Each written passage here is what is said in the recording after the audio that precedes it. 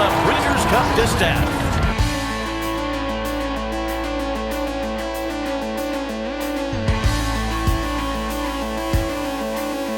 Welcome back to the Racing Dudes YouTube channel. We are about 10 days out from the Breeders Cup weekend at Santa Anita Park.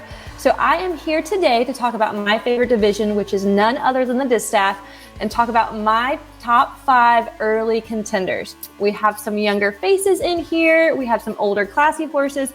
Then we have an Argentinian horse who could throw a wrench into this entire thing.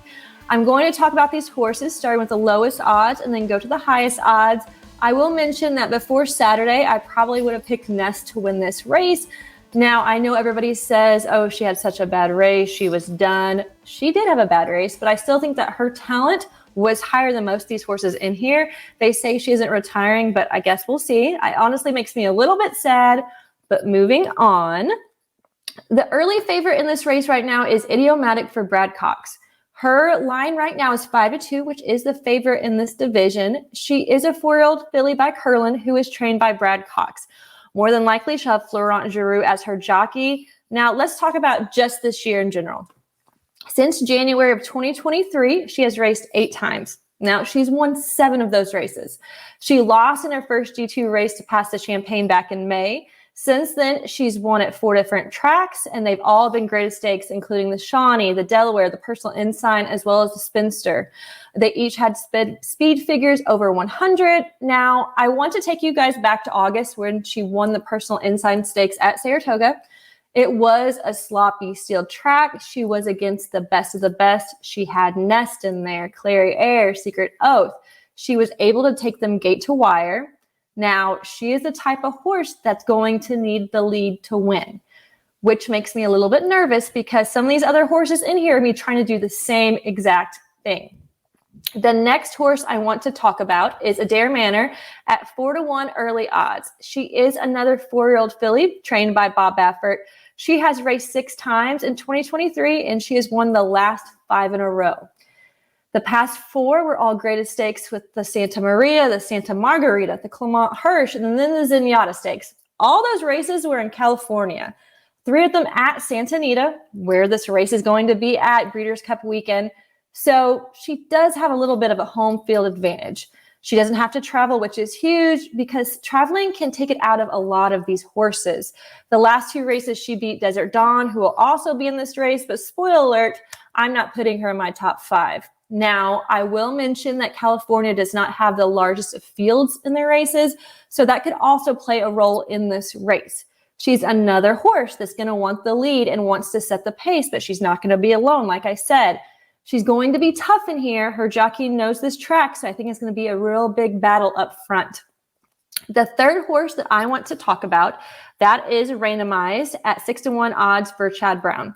She is the baby of this group, only being a 3-year-old and has only raced 6 times total in her lifetime, and she's won 4 of those. We last saw her in stakes company in the Acorn Stakes at Beaumont this summer. She finished 6th, but she also had her worst race of her career that day.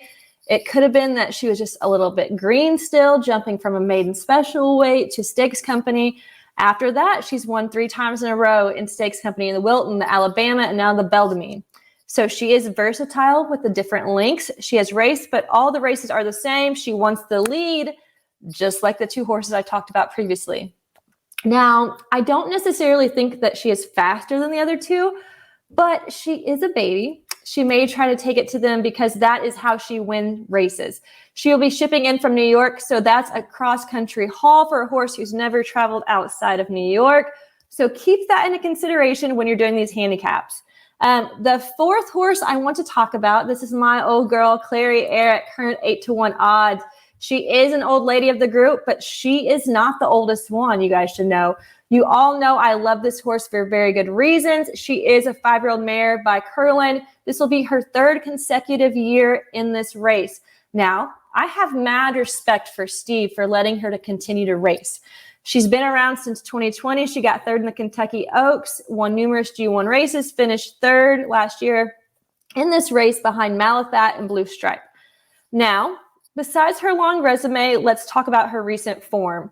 Since 2023, she has raced 5 times. She's won 2 G1 races. She's got second in 2 G2 races. And she didn't do too well last time out. Now, let's talk about this race. It's the personal insight once again. I'm tired of people saying she's 5, she's done, she's terrible. That was her first time ever stepping foot onto a sloppy sealed track. And as soon as she got out of the gate, you could tell she hated it.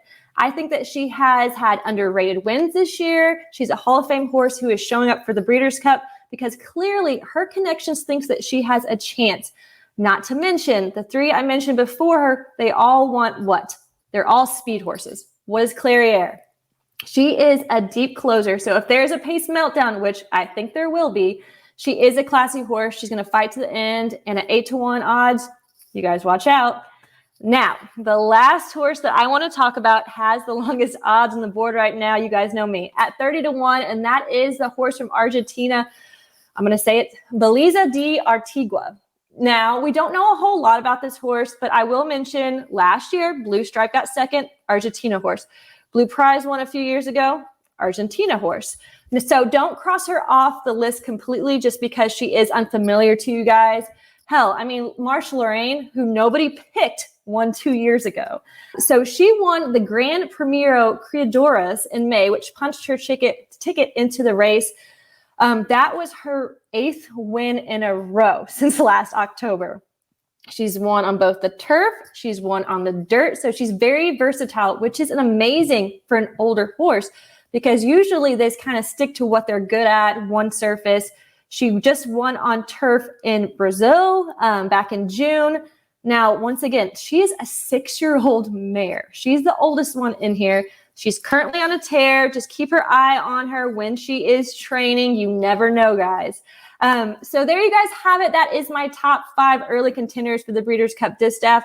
I think it's going to be a battle. I think it's going to be a great race. If I had to pick right now, you guys had to ask me, I would pick Clairiere, but that's before these post positions, before watching morning workouts. Make sure you guys are subscribed, though, so you don't miss any Breeders' Cup previews. We have a lot of stuff coming out in this next week. And until next time, good luck.